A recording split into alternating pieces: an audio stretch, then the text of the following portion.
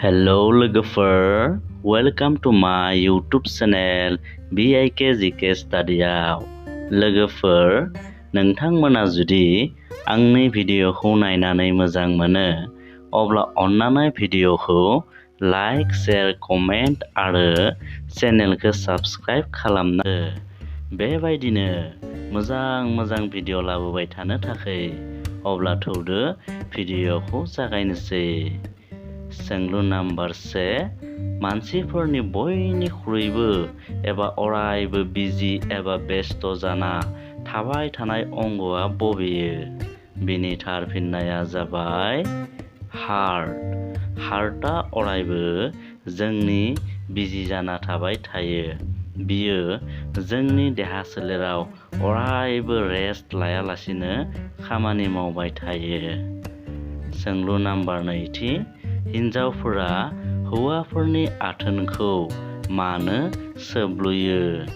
बेनि थार फिननाया जाबाय हौवानि आथोनखौ गोरा खालामनो थाखाय आरो गाव जसआव फैनो थाखाय। सोंलु नाम्बार 3, हिनजावनि आथोननिफ्राय माब्ला मा समाव बिसोरनि आथोननिफ्राय बिदैया एबा फेदाया गयो? बिनि थार फिननाया जाबाय जेब्ला बिखौ आथोन खालामबाय थानाय समाव गोबां जस जायो आरो नोंथांखौ गोसायै गोबाख्रबगोन अब्ला समाव बिनि आथोननिफ्राय फेदाया गयो। सोंलु नाम्बार 4, बबे हादोरनि हिनजावफोरा गावनि गाइखेरखौ फाननो थाखाय बाध्य? बेनि थार फिननाया जाबाय कम्बोडियानि राजधानीनि खाथियाव थानाय इलाकानि मानसिफोरा जोबोर गरिब, बेनि थाखायनो बैयाव थानाय हिनजावफोरा गाइखेर फानो। सोंलु नाम्बार 5, हिनजावफोरखौ खिबु गरंआव आथोन खामोब्ला मा जायो?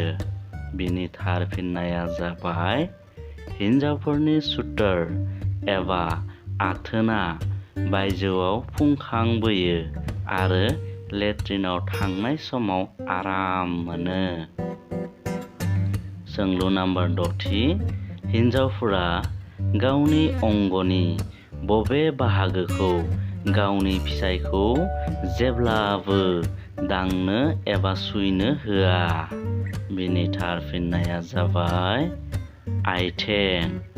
मोजां हिनजाव, थार फिसायखौ अननाय, गियान गोनां, थार गोसोनि हिनजावफोरा गावनि फिसायखौ जेब्लाबो गावनि आथिंखौ सुइनो होआ।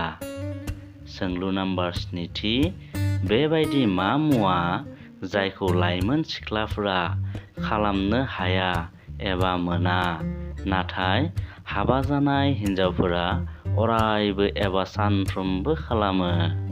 बेनि थार फिननाया जाबाय खाफालाव सिन्दुर लानाय, जायखौ लाइमोन सिख्लाफोरा खालामनो हाया आरो हाबा जानाय हिनजावफोरा अरायबो एबा सानफ्रोमबो खालामो एबा लायो। सोंलु नाम्बार 8, सुहागरात एबा हाथासुनिनि हराव हिनजावखौ बेसेबां गोबाव बिलाइनो नांगौ एबा बिजों आथोन गेलेनो नांगौ? बिनि थार फिननाया जाबाय 3 निफ्राय 4 घन्टासिम। सोंलु नाम्बार 9, सेक्स जाखांनायनि लोगो लोगो सोरबायदि सिख्लाफोरा जोबोर थाबनो हासुनो थाङो?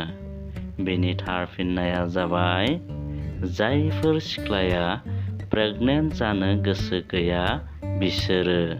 सोंलु नाम्बार 10, लाइमोन सिख्लाफोरनि आथोननिफ्राय खेबसेयाव बेसेबां बिदै एबा फेदा ओंखारो? बिनि थार फिननाया जाबाय फ्राय 80 निफ्राय 100 ml।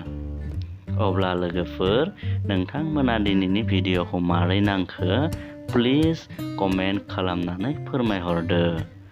थेंक इउ, गोजोन्थों।